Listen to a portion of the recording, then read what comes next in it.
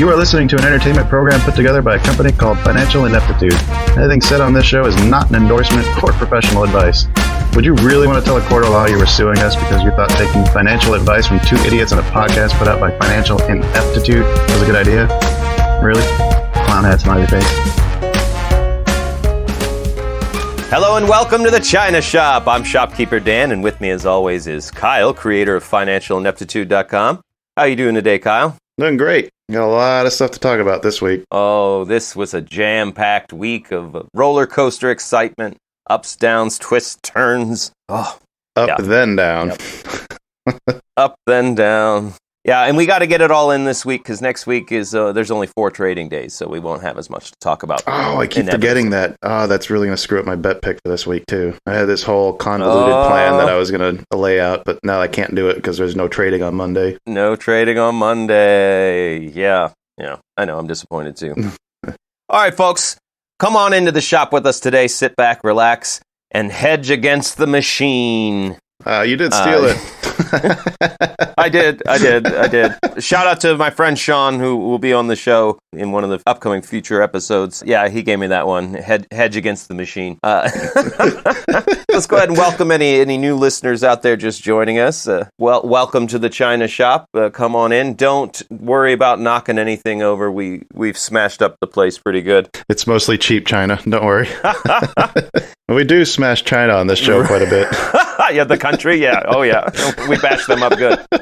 Oh, yeah. So we go over all the news of the week that's driving market reactions, and we talk about what stocks and options that we're currently trading. And, we love it that you've shown up and are here in the shop along for the ride. Learning from our mistakes. There are many. And as we'll get to later in the show, there's one particular mistake that I just can't keep myself from making again and again and again. I fall into the same trap. I did it too. Yeah, there's a lot of mistakes this week that we're going to talk about. Yeah, exactly. All right, yeah, so we've got a maddening, frenzied, glamorous show for you today. Plenty of market-moving news, stocks on the radar, and more options than Michael Myers at a summer camp. Okay, all right, that's better than mine. Oh, shit, what do you got for us? More options than Magnus Carlsen against the Evans Gambit. Whoa, I don't know who... Carl Magnus. I don't know the Evans Gambit. Magnus Carlsen. Magnus Carlsen. I keep saying that wrong. I'm getting tongue-tied here. Magnus Carlsen and the Evans Gambit. I've been watching a lot of Again Master's YouTube channel in my spare time. He covers all the famous chess players. And I figured I wanted to throw one of those in for Wyatt, one of our listeners' sons who's a big chess fan. Oh, yeah. Well, good. You've made one listener's son laugh, and you've made your co-host very confused. Well, you said last week's was the nerdiest we've ever done. I figured I could do a little bit better. I didn't know you were going to top it so quickly and so easily. Oh, I love it. And I also love when you reach out to us with your messages and comments on Twitter and Facebook. If you're old school, you maybe send an email or even a phone call. You can hit us up on the emails, 2bulls@financialineptitude.com, and the phone, the number is 725-22-BULLS. And if you're new school, we've got a Discord chat that you can find a link to in the description of this episode, and we'll also put it up on our website page. Yeah, and we are on there a lot, so... We've actually moved our text messaging into that forum, or that server, so anybody who wants to follow along with us, ask us questions, feel free to jump in there and interact, or just lurk and listen.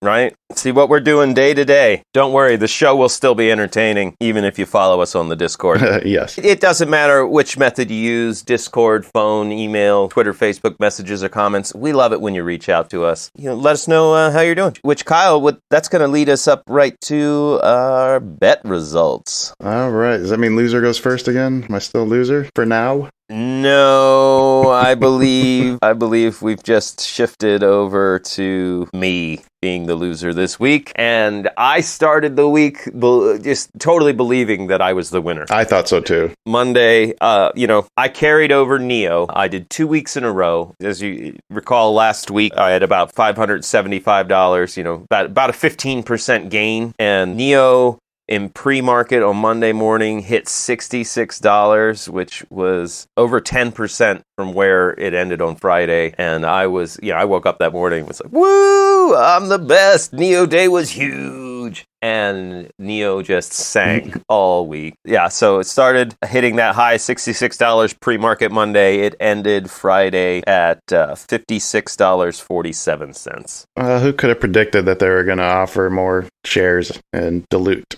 everything? Was it $1.3 billion they were trying to raise? Yeah, the new shares hit the market, and I think they got downgraded too, didn't they? They may have. I was trying to tune it out to salvage I don't blame you. my emotional state.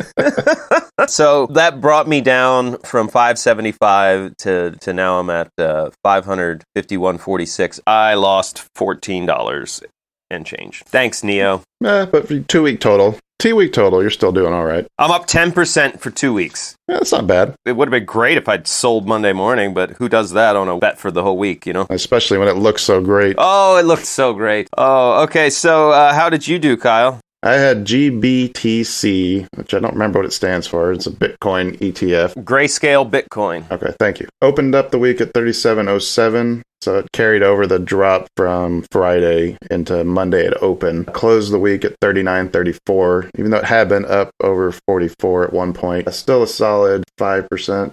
So I started the week with 526.99, and I ended the week with 559.26. Oh, you are now in the lead by $8, my friend. Oh, it's getting tight now. Ooh. I did not see that coming, personally. Ooh, well, no, I thought NEO was a home run. Then we got to cover our random. Yeah, how did that sucker do?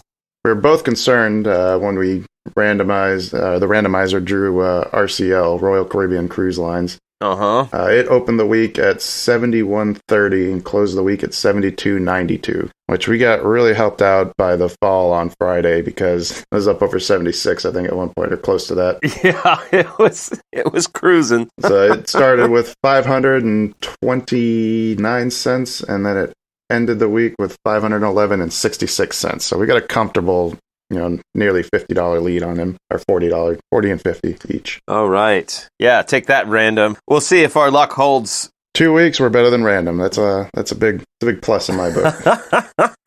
Right? I'm going to be worried when the random kills us. It's going to happen. It's going to pick some random SPAC that makes a big announcement and goes up 1,000%. And then we're going to be pissed we didn't buy into it. Right? Why didn't I buy into that random stock?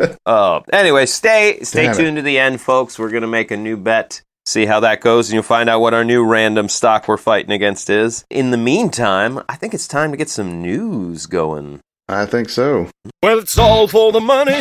Tune to the show. Need a good story so my margin grows, or won't you? Listen to all our news. You might learn some things with the China Shop Market News. And a lot of news to get through. Yeah. What's your first big story, Kyle? I think we've got to start with the stimulus. Biden laid out his plan on Thursday evening after the markets closed.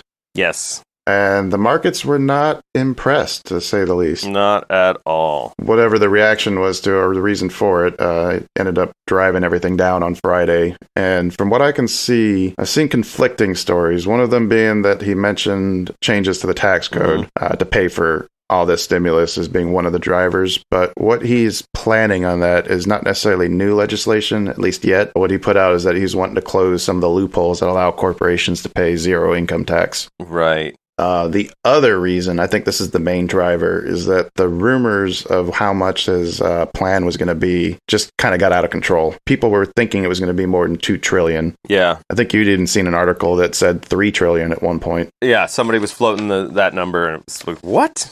So the total announced package was $1.9 trillion. Includes things like upping the payment to $2,000 total that got sent out to the Americans. That's including your $600 that you've already gotten. Yeah. $20 billion for a vaccination program, increasing the minimum wage to $15 an hour, extending moratoriums on evictions. There's also stuff in there for state governments. And I think that's another issue with the proposed plan. Because he's including money to go to the state governments, it's now going to require a higher majority of the Senate in order to actually pass it. So now they need that 60-40 majority to get this through. Whereas if they took, I think, the state government stuff out of there, it'd be the typical 50-50. This package is designed in a way where it's going to need bipartisan support, and we don't know if that'll happen because we haven't been in a very bipartisan situation with this country for a long time, where it's going to be really, really hard to convince them to pass this package. And I think Friday,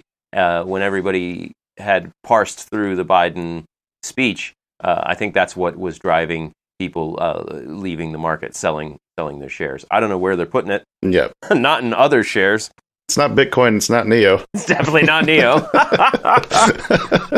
Oh, for the morning, I thought they were putting it in marijuana because marijuana was going up while everything else was dropping. But then a couple hours into the day, that turned right around. Anyway.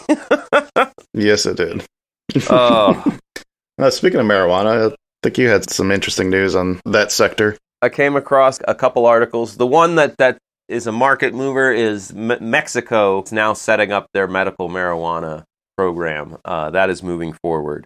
So that's a big win in the marijuana category. And one of the reasons I'm long on marijuana is I think the majority of news that's going to come out in the next few years is all going to be pro-marijuana. It's going to widen the market, ease up restrictions. We'll get there. So we've just seen another one happen.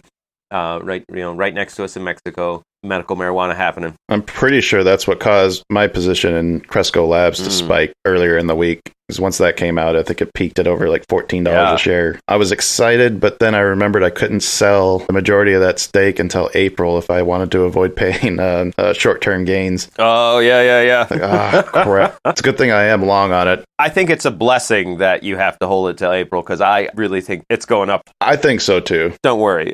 You're doing fine. The other marijuana story that a study has just found loosening up of marijuana regulations has led to an increase in junk food sales. I know that seems like a no-brainer, cliche, sitcom-y joke, but they've just proven it. If you're long and bullish on marijuana, might not hurt to get some snack company stocks. PepsiCo. Because I do have a position in PepsiCo, and it actually has been doing pretty well, now that you mention it. Yeah, that's awesome. Well, now you know. It's because everybody's getting high and going, where's my chips and soda? That's all my marijuana news. All right, I've got one. We talked about Virgin Galactic quite a bit, and if you saw the price spike earlier in the week, that's because that there is a new fund that's being announced for space exploration. And there's some more details on this. We just completed an interview with Nick McCullum at passive.com, and he gave us a little bit more details on this ARC.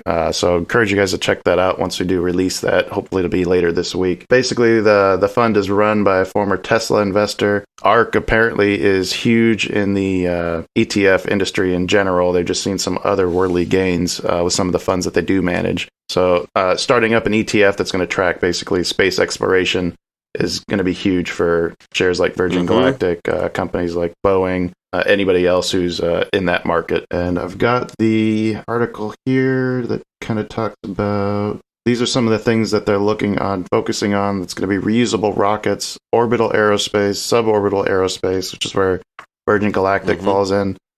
Aerial drones, 3D printing, and the technology that enables all of this. And because the nature of the ETF, are they able to buy a position in like SpaceX that's not publicly traded? I don't think so because it's not publicly traded. I think that these can only manage stocks that are available to trade. Okay. Because I want a piece of SpaceX. Yeah, because I would love to have a piece of SpaceX too. But man, I can't imagine what the price would be if that ever actually did become available. So has that ETF started trading, or they just announced that they're putting it together? They've announced it. I don't think it's been put together yet, or even anything has been chosen, like as far as what stocks are actually going to be in it. Virgin Galactic right now is just jumping on the fact that they might be included in it. A space company ETF is going to go in my long-term portfolio the day it's offered. Oh, mine too. Especially what what Nick was telling us about this group that's going to be running it, that makes me even more excited about trying to acquire a position of it. Yeah, that was a great interview. Can't wait to share it with you listeners. Definitely part of my understanding on how to long-term win is anything that you can spot and be like, that will be bigger in the future than it is now. And then, the space stuff, all of it. We've seen it exploding, growing, exploding with the SpaceX rockets. Bad joke, Dan. Bad joke. Just been getting bigger and bigger and bigger as we go along. And it's happening. I think in 10, 15 years, we're going to see stuff on Mars. We're going to see long-term stuff on the moon. And I would love to be a part of the investment gains on the growth of that industry. Yes. I have to say, anything that causes us to not be going to space anymore is probably means that maybe you don't need to worry about your investments anyway. Yeah. All right, what else do you got for news, Dan? More talk about bashing up the China. We had more companies added to the list of U.S. restrictions. The Defense Department on Thursday added 9 more Chinese companies to the list of agencies they claim are owned or controlled by the Chinese military. Do you know which ones they were or anything big? I'm trying to pronounce Xiaomi, the smartphone maker. Xiaomi, they surpassed Apple to become the world's 3rd largest. They got listed. They were the biggest one.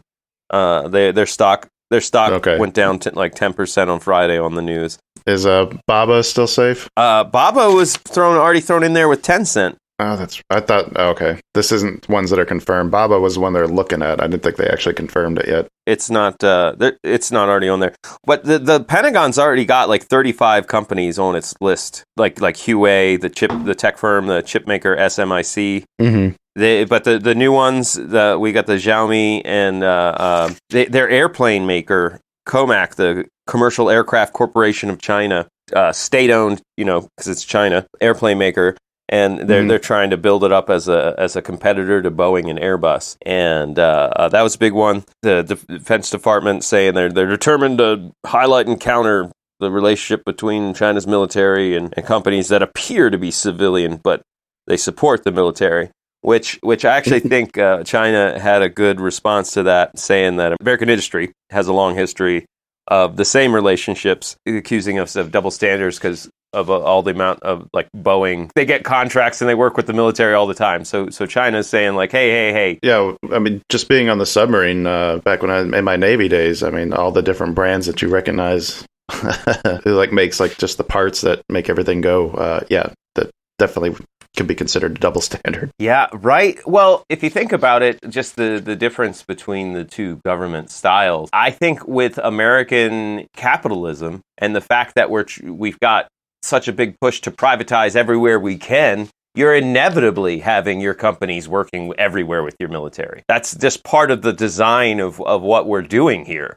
We believe that the innovation is driven from more firms than one firm, so having those companies compete for the contract with the military, so it's inevitable that our military is working hand in hand with American company. Yeah, the downside to that, though, is that, when a foreign investor comes in and buys out a company that's, a strategic importance, like steel mills in here, or aluminum or other industries where, we have a clear edge technically in making some of these things.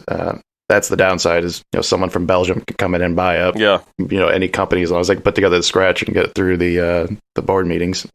So obviously, I don't have a whole list, and like I said, there's 35 companies. Those are the big ones: the cell phone maker and the airplane one. But the feuding continues. I did try and dive a little deeper and find out what delisting means for someone who owns the stock already. And it does appear that they go over the counter. Like at the very least, they move to an Asian stock exchange where if you don't have access to that, you can still earn your dividends. But I would imagine it's not too difficult to get on the Asian exchange and sell them off if you don't want to be a part of it anymore. You don't just lose the value of the shares that you have if it's delisted and banned in America. You still have access to it. It doesn't go away. Mm-hmm. It's just it becomes more difficult for you to do anything with it. Probably going to be subject to fees to actually trade them too. Right. Any platform that lets you sell them off is going to charge you more money to do so. That's about all I got on the news front. I have one other thing I wanted to touch on, and that was Signal that we talked about last week. And Elon Musk tweeted out, use Signal, and then the random medical company, Signal Advanced, skyrocketed on the news of him telling everyone to use it. I mean, it actually peaked at over $70 a share, I think, at one point. Oh, wow. I tried like crazy to short the hell out of this thing at, $30. Would have done it too at 16. I would have shorted the hell out of this thing if it would have let me, but because it's an over-the-counter, fortunately, I wasn't able to have access to that. Well, what I'm saying is like shorting involves like borrowing and selling somebody else's shares. Yeah, because it's over the counter, for some reason they won't actually let you do that. And I think maybe it has to do with the fact that the institutions maybe don't carry as much float, or I'm not sure exactly the reason why. If anybody knows, feel free to tell us. I'd love to know for real why.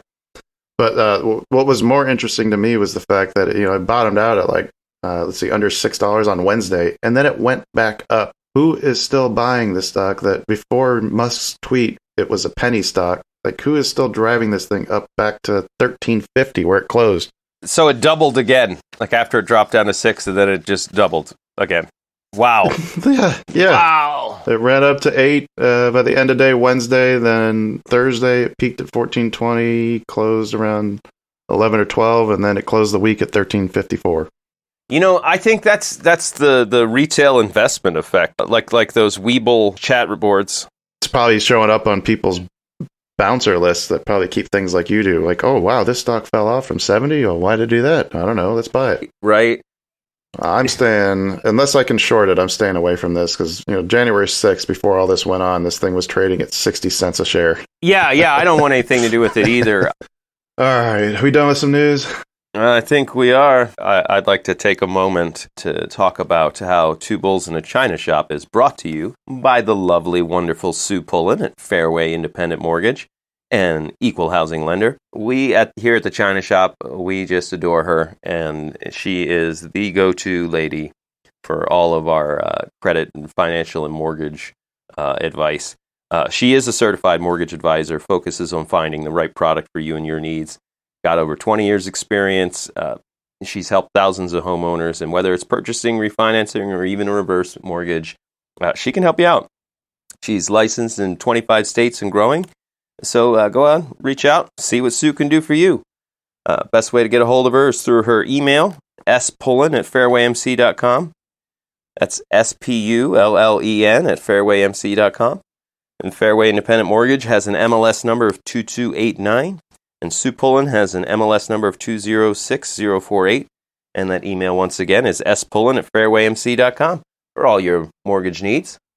Tell her Two Bulls sent you. Did you charge her for See What Sue Can Do For You? She's not biting. She did agree to sit down and do an interview with us, so that'll be another guest one coming up here in the next month. Good. That'll be great. All right. What do we do for stocks again? Oh, that's right. We play the music. Just put those stock tickers on the list. Go through the charts so nothing gets missed. Today's trades, they could all turn to gold. I'm playing stocks till I'm out of the hole. Yeah. Wait, wrong one. Oh, yeah. Okay, so I think you just ended us with the news story, so I guess I'll talk about one of my stock stories. My personal stock trades ended up being holding Neo like an idiot. Don't feel too bad. I'm scared to move out of it because I feel like the moment I sell it, it's just gonna bounce right up. My JMIA did really well most of the week. Friday, when everything got cranky, it didn't go up Friday, but for the week, it's done pretty darn good. It had a really good 3-day run there coming up to Thursday. Oh yeah, I remember crying about the big loss that I had from them that triggered the stop loss. Well, I bought back in at the low and eliminated that loss. I think Friday I'm down a little bit because it dropped like 5 or 6%. But yeah, the majority of those losses that I was crying about last week have been regained. Thank you, JMIA. I did see something on the TD Ameritrade, a little blurb on there about people thinking that, or at least someone thinks that stock's going to be a $100 stock here soon. I feel strongly about it long term, just because they're the only game in town for being the Amazon.com of Africa. I mean, I know Africa gets overlooked a lot for having a lot of poor countries, but taken as a whole, that's a huge economy. Okay, that's what it was. It was a tweet from Citron, and apparently they have it's a subscriber article, so I can't. Yeah, they just said JMIA on its way to 100. Yeah, is that the same research company that said NEO was going to tank? Maybe. So, oh shit. Oh, damn it. So yeah, if we're going to listen to him on this, then we have to listen to him on the other one. No, none of them are right all the time. Otherwise, why would they be putting out their research report? They'd just be keeping their mouth shut and making money. It's more fun to just believe the stories that you want to believe, right? That is definitely the human way. Isn't that what you do when you read the news? You skip the stories that you're like, I don't want to read about that. Yeah. So Citron, I thought, was a major short seller then, if I'm remembering that right. Am I remembering that incorrectly? No, you're remembering that correctly. Yeah, that's the guy. He's mainly a short seller, but... Activist short seller, yeah. Yeah, and he's saying don't sell Jumia short. Yeah, maybe he's waiting for it. Maybe he thinks it's going to be a short sell stock here once it hits 100. I believe that's exactly what they did with NEO. I'm starting to remember more. I believe that they pushed NEO at the beginning of last year, and then when it was like around $6 or $7 a share, and then it went up and went up, and then they were like, all right, it's time to short it. That sounds shady. Yeah. But if they're going to pump up my stock to $100 a share, I'll ride it to that point, I guess. Sounds good to me. So that's the end of that story. That's my big stock stuff. I've been holding Farfetch Ltd, and they've been sinking all week. They may have ended their run. We'll see. It's been a long, nice run. Loved having it in my portfolio and seeing it go up so much, but it may have finally turned around. Do you keep track of the ones that fell off of our pick'em list? No. It's so frustrating to watch, to be wrong by a week. Yeah. Ugh. We were right. We just didn't wait long enough. Yeah, that is painful.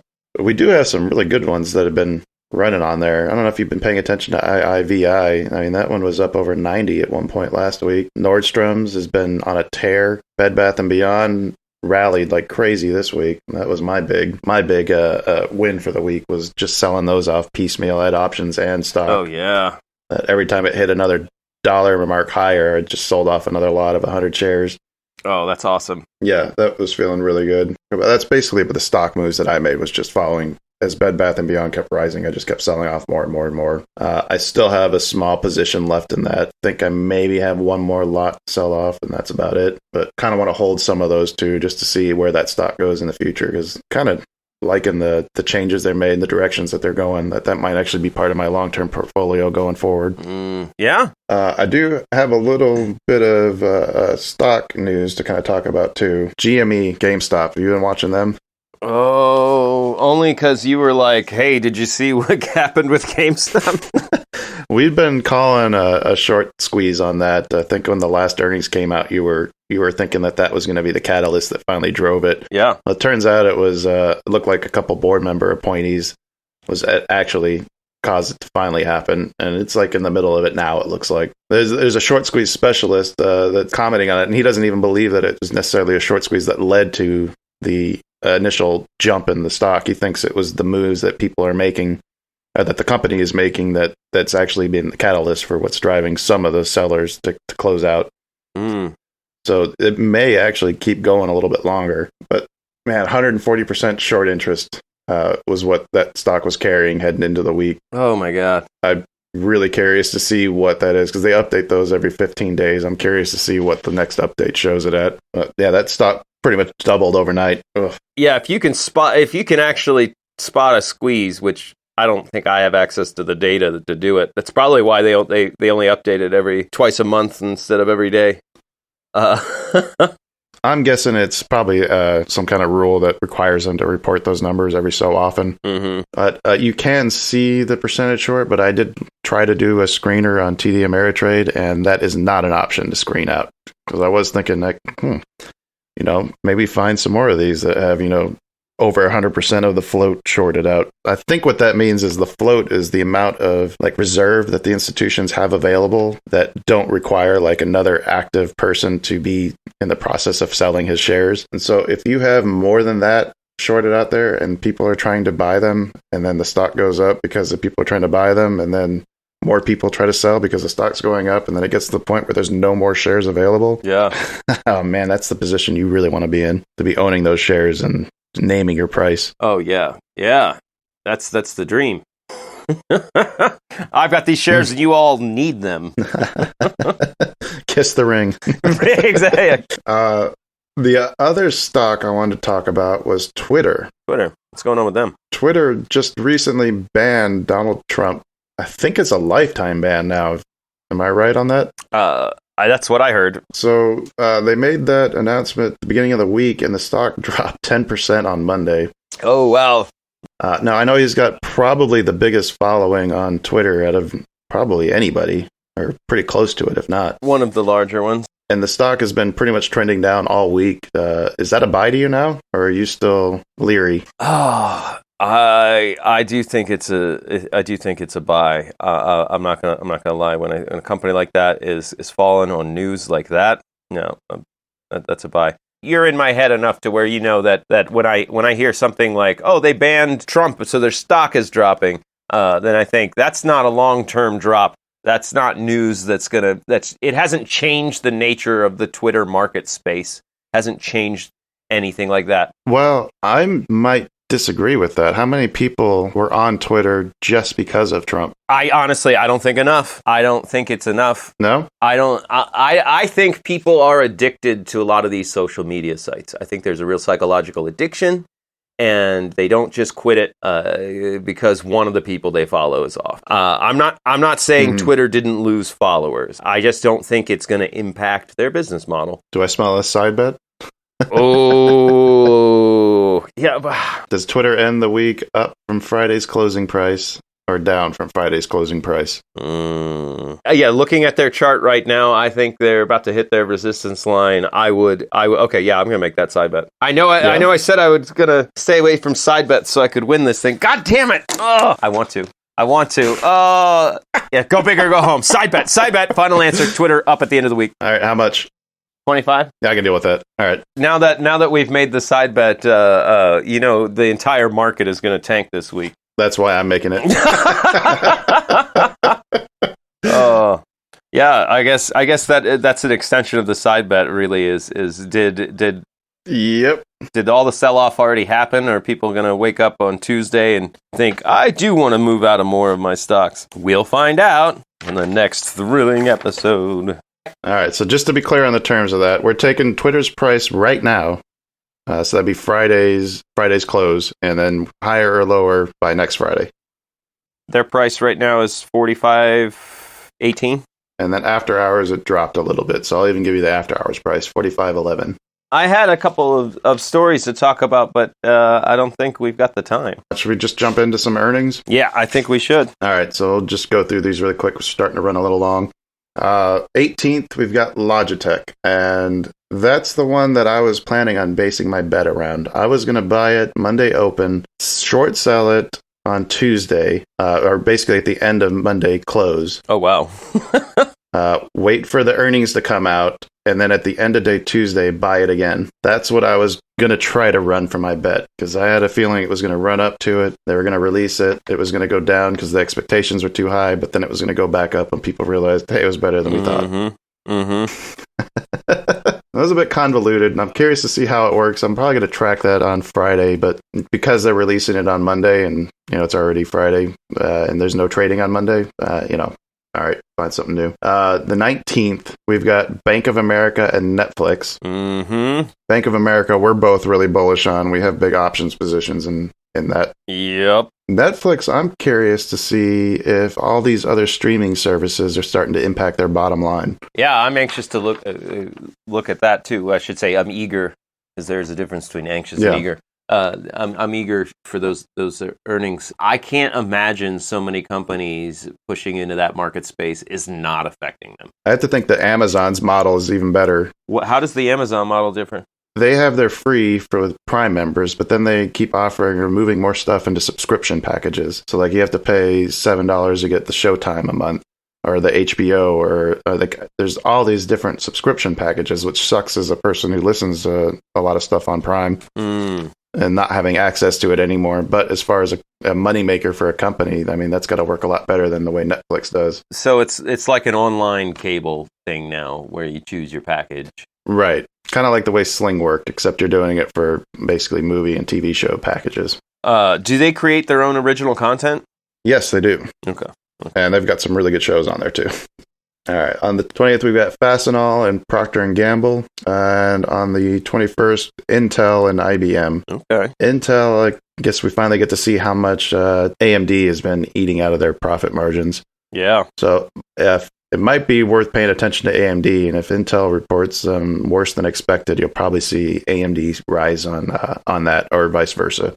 And Intel actually just announced a partnership with TSM. I meant to mention this in the news, where what we had been talking about before, where they're going to need to do something in order to catch up to AMD's lead. Mm-hmm. They did. They partnered with TSM just like we thought they would in order to make use of their 7 nanometer chip process. Yep. So the big winner between AMD and Intel is actually TSM, the person who makes all their chips.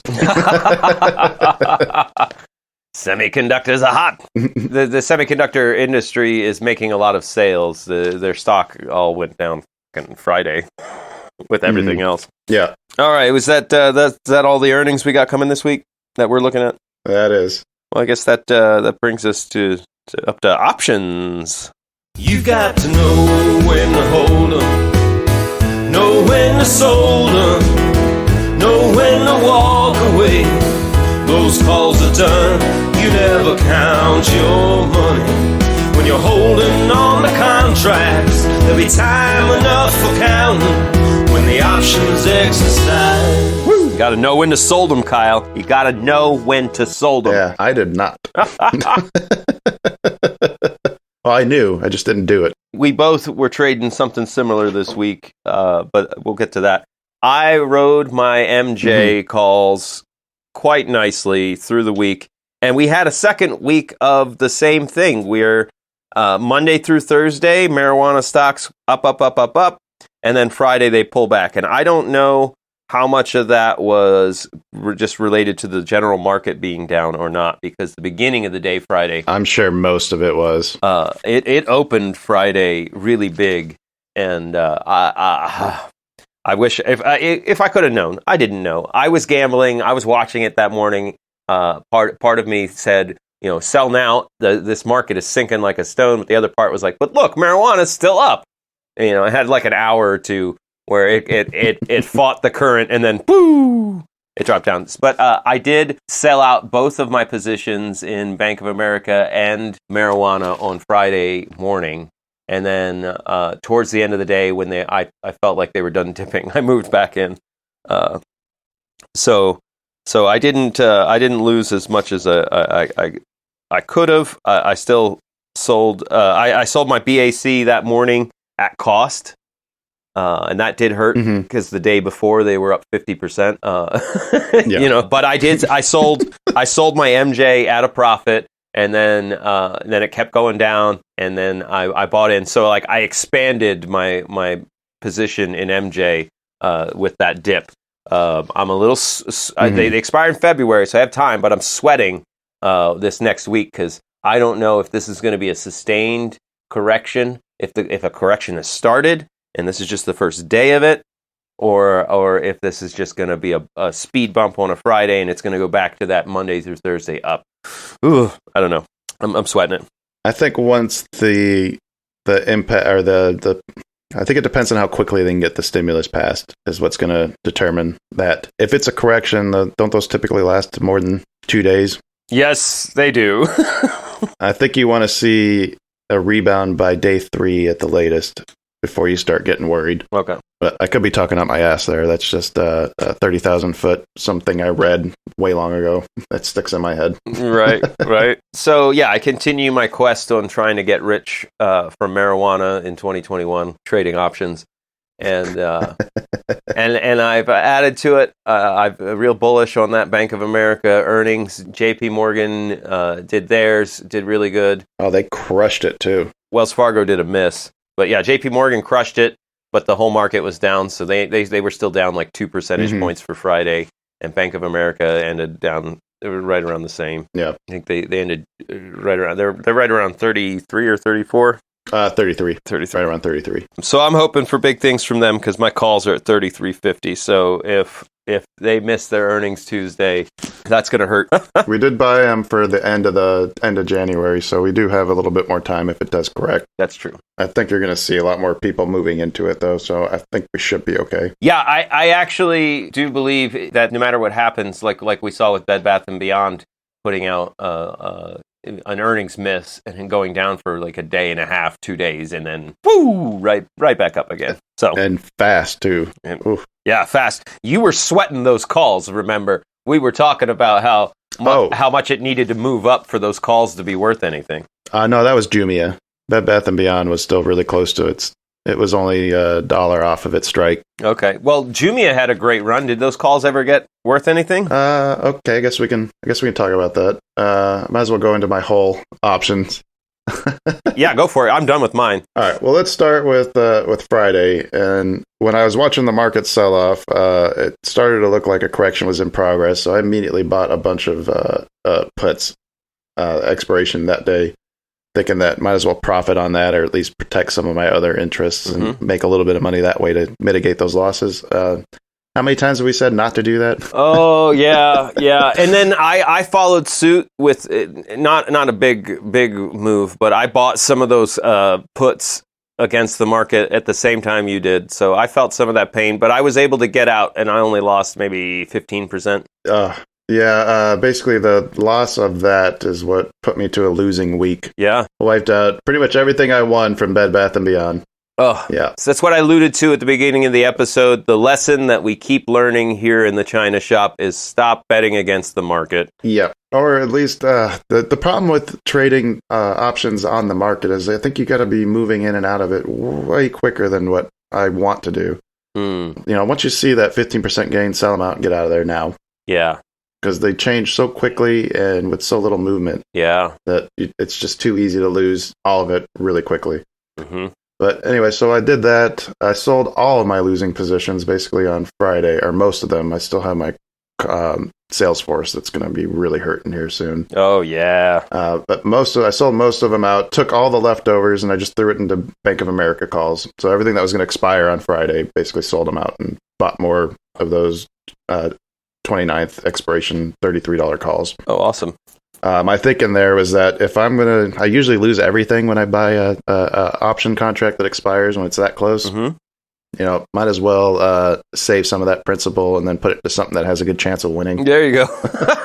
So that included my NEO. My JMIA was already worthless at that point, so I couldn't get anything for those. But NEO was painful. That's the one that hurt too, because that one on Monday was even over double what I bought, almost triple. I wasn't able to sell it quickly enough, but I was so sure that it was going to keep moving up. And then the news came out about the $1.3 billion that they're raising through a special offering. That caused the price to go down even more. And then I just got stuck holding it. And then finally got to the point where I wanted to exercise at least one of those contracts to hold it long term. And the longer I held it, the more it kept losing. Then finally ended up even the half that I sold before the NEO day wasn't even enough to mitigate the losses. Oh, wow. So between those and then JMIA and the market shorting, basically my week ended up as a net loss. And like you said, it's a mistake that we keep making. Mm-hmm. How do you learn your lesson moving forward? How do you stop doing that? Well, I stopped doing it, and then the very second you said, I'm going to bet against the market, I went, oh, sweet. Well, if Kyle's going to do it, I'm definitely in.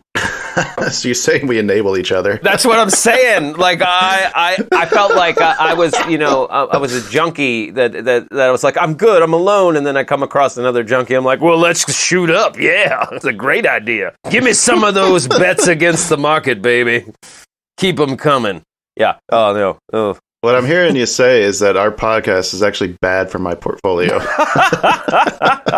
If you're betting against the market, it's never worked for me. Not one time. And this is sad. If I counted up the number of times on Robinhood that I've purchased options betting against the market, it's easily over 10, and it's never worked. I've had a couple of times being successful with it, but they're only same day trades, and usually within like an hour of buying it, I'm selling it. Like what her interview with Nick, day trading ETF. Mm-hmm. Yeah.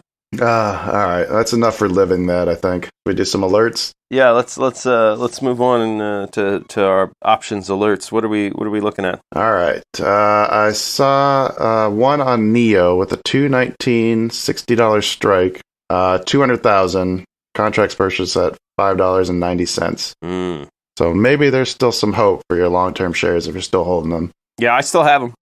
LLY, Eli Lilly and Co. I don't know what they do. Oh, they're a drug company. Okay. Their 219 expiration, 195 strike, $898,000 investment. The contracts are trading at 630 when somebody purchased those. You said they purchased calls? Yeah, calls. Yes, sorry. I think these are all calls. The other big one that I saw that stuck out was Nano Dimensions Limited. Let's see, that stock's trading at 1038 roughly. Somebody purchased August 28th expiration, $20 strike calls. They bought $1 million worth of those at one that trades at $3.30 right now. Whoa. What does that person know about this company that he's going to throw that big of a bet in? And especially that far out, like it's like he's waiting for something to materialize. What the stock ticker was? Nano, NANO, NNDM. Oh, that's way off. It's Nano Dimension Limited. Yeah, it's that's he's looking at it like a doubling of the stock price by then. Okay. Oh, that's got me intrigued. That one's got me really intrigued. I guess it has doubled since before December already, so maybe he's just expecting. Kyle, that. In September, it was trading at $1.50. Yeah. So it's gone up 5-6 times. Yeah. Yeah, I guess the last good buy point would have been $3 at the beginning of November. It's tripled, more than tripled since the beginning of November. Wow. Okay. It's a Israeli company. Yeah. I'm going to look at those options. That's a good alert. I'm definitely looking at those ones also. I do see that on the 13th, they did price a $330 million direct offering. Typically, those drop the price, so maybe that's why he tried to jump in there when he did. I think that came out on either Thursday or Friday, and that news story was from 2 days ago. Yeah, they were at their high of 1143 on Wednesday, and then they dropped. Yeah. They dropped. They've actually been pretty even since they dropped on Thursday. Yeah. It's like a flat line. Yeah, so I'm going to take a look at those too. I might follow that one up. That one's far enough away too, where get some time in it. Mm-hmm. Can watch it and try to get those contracts maybe closer to $3. It looks promising. So that's all the ones that I could see with like the money that were interesting. But I was noticing on Benzinga options alerts that there's a ton of bank stocks that have been experiencing a lot of unusual options activity alerts. Wells Fargo, JP Morgan Chase, Citigroup. Banking seems to be getting hotter right now. And that's one of the reasons why we're both big on Bank of America. Yeah. Banks are hot. Yep. Yes. Oh, what's that sound over there, Kyle? What? Right over there. What sound? That one. Where? That one. I don't hear anything. Never make a bet with a Sicilian when cash is on the line. Wait, are you Sicilian? I think I have a little bit in me. Is that how you get so tan without being outside? I get tan in cloudy weather, yes. Yeah. Oh, so what was your good for the week, Kyle? Definitely the trades I made with Bed Bath & Beyond. I was not greedy. I was taking them as they came. I was selling pieces of them as the momentum just kept carrying it higher and higher. I didn't sell everything at the peak, but I made sure I sold some of it at the peak. And then I also closed out a lot of the other ones as it was continuing to rise. So I feel really good about the way I was able to turn that into a pretty good win, even though it wasn't big enough to make it profitable week. Still strong move for the week. Something I can focus on going forward and forget about the other one. There you go. What was yours? Oh, definitely my MJ options. That Monday through Thursday run, moved them. I bought those at $1.50, $1.51, and closed out Thursday at almost, it was pushing $4. Oh, nice. And if I had managed to be quicker on the draw, it opened Friday morning because there had been such upward aftermarket activity. It was over $4. I wanted it to hit 460 to be able to sell the batch and exercise. I wanted to exercise it. Yeah, I wanted to triple so I could sell. I sell like most of the calls to make X percentage plus be able to exercise the one and get a free 100 shares. Yeah. So like I was like, oh no, MJ's still going to be up. It's still going to be up. It started dropping, and I got out at I want to say 320. So I got more than 100%, and then that feels good. That felt great. And later in the day, when it looked like it had evened out and finished its drop, I moved back in. I switched from $17 calls to $18 calls, though, because I didn't want to be accused of day trading by Robinhood. Right. And the price has moved up a bunch, so like whatever. And so I'm in a bunch of $18 calls that I want to say I got them for like $2.50. I don't remember. I didn't write down the exact price, but $2 and change on a coupon. We'll see where it goes from there. But anyway, yeah, that was my good. I did manage to sell because those $17 coupons, when I sold out at like $3.50, they ended up dropping below $3 for a little bit. So it felt good to be able to on a down day sell in the morning and buy back in at night and expand my position. And something that I am, it's a February 19th. I've got time. Yeah. That felt really good. Marijuana making me rich in 2021. Let's do it. All right, my bad is definitely not selling Neo when I had a chance to, and still make it profitable. Oh, I kept setting moving targets, and the moving target kept being lower and lower, but it also kept being just out of the money where I couldn't actually get it where I wanted it. It's just being stubborn with it. I could have sold it at 10. I could have sold them at 6. I could have sold them at 8. I don't even know how to. Hard to analyze it when you can't even make sense of what you were thinking.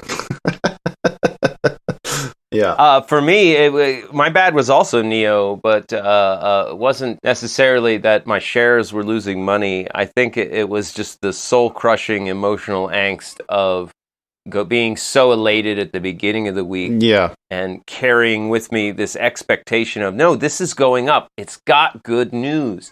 And so it was like every day I got proven wrong. And so it was just demoralizing. You make an excellent point. Yeah, is the positivity around it the week before, the run up to Neo Day, the day after, everything being so positive, and then to have it come crashing down on you throughout the rest of the week. Yeah. And then just handicapping yourself or paralyzing yourself. It's a different fever than Gold Rush fever, but yeah, that definitely weighed me down. Like just every day proven wrong, and just stubbornly sticking in, like you're saying, like I don't even know why I kept holding it. It's just like stubborn about it. It's like, no, I'm not wrong about this, Neo. You're wrong for going down. It's gonna go up. Well, if it doesn't for 4 days, then what's your ugly? My ugly is losing all my Bank of America profit. I know I'm still in it, and I'm still in that bet, and I'm still in it to win it. We've talked about before about having price targets. And it's something I'm working on, trying to develop my own personal system of a price target. But the Thursday, it hit 50% gain, and so there was that moment where I can sell, just over 2/3 of my calls and pay for itself with a little bit of gain, 10-20% gain, right, and some calls left over. So I'm still in the bet, but I thought, no, it's going to go up on those. the JP Morgan day, right? Yep. I'm like, I don't want to lose the JP Morgan earnings call boost. So I said no. And I think we were so focused on JP Morgan that we completely forgot about Biden announcing stimulus information. I did 100%, 100%. So by not following my own system I'm trying to develop for options, and not, for when I hit that price, that target, like I should have, taken the gains, had the calls, and then make the decision of if I want to buy different Bank of America calls. Do I want to keep doing this bet? Right. But at the very least, taking that profit and taking the calls, because I still would have had a few calls. Yeah. But by not doing that, I had Thursday was my best day ever in like total dollar gains of Robinhood, Bank of America and MJ combined. I think I hit the point where like I had made more than 2 paychecks. So like I'd made a whole month's worth of income in one day. And then to watch it just slip through your fingers. Yeah. I don't think there's any question what mine is. It's definitely going back to the well and trying to short the market. That's actually not the right. Going back to the poisoned well. I was gonna say, is that where you're in the desert and you find the faucet and you open it and sand pours out? Yeah, don't drink from that, Kyle. It's just sand. Yeah. All right, so I'm done shorting the market until next time when we have this conversation again. All right, let's wrap this thing up with a bet. I think it's time to end this guy. We're getting a little long. Ooh, bet time. Stocks in the center of a universe that's for every one of us. Consequence for one of us. Make our picks with no regret. Every open, every close, every spread is the mighty bet. All right, loser. Okay. Loser goes first. All right, so believe it or not, part of me wants to pick Twitter because of the side bet. Oh, yeah? Part of me wants to make Twitter my main bet with a bonus $25. Mm-hmm. Like, I like that idea. Okay. But I also part of me wants to back up where my money is and bet on Bank of America. So since I can't make up my mind, let's see, do I have a coin that I can flip? Okay, I'm going to flip this coin. Heads, Twitter's, tails, Bank of America. And I am tails, Bank of America. All right. Well, you took mine. I have a backup that's going to piss you off. Okay. That's why I'm really happy that you ended up actually taking it. I talked about wanting to do Logitech, but I think my strategy I was trying to plan out is way too convoluted. So I'm not going to do that. Bank of America's off the table. I've decided to go with Neo. You fucker. I want to see the rebound. And I'm not even sure if it's going to rebound, but if it beats you next week with your own stock, that's going to be so sweet. Those tears are going to be so salty. Delicious irony. Oh, yeah, let me taste your salty tears, Scott. Let me taste your salty tears. Oh, they're so good. I made you eat your parents. Oh.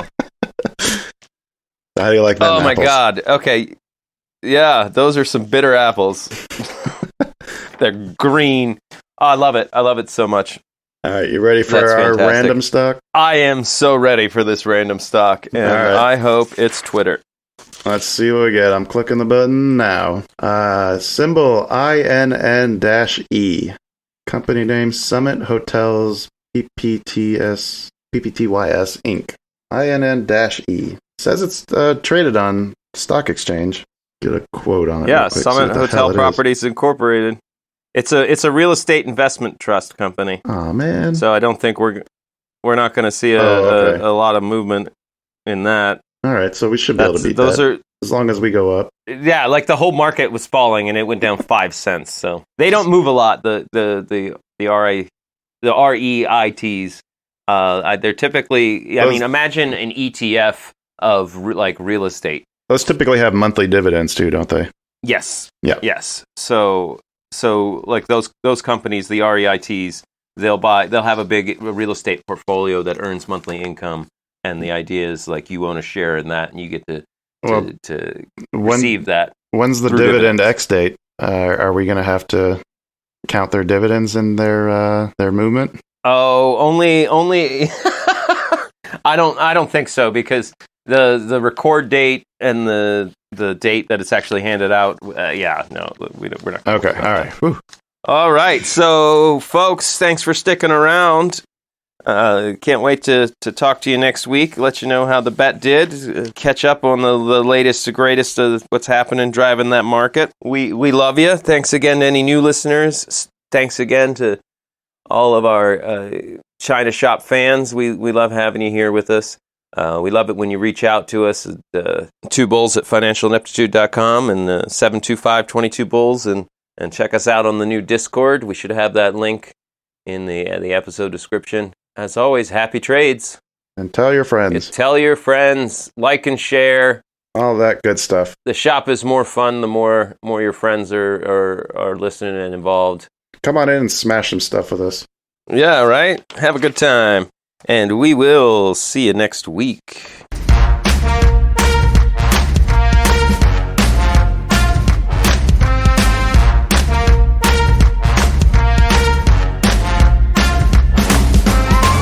Two Bulls in a China Shop is an entertainment program, and all thoughts and opinions expressed in the show belong to the hosts and not of any company. They are not intended to provide specific advice or recommendations for any individual or on any specific security or investment product. It is only intended to provide entertainment about stocks and the financial industry of trading. If you make trades based on what you hear in this show, you assume all risks for those trades.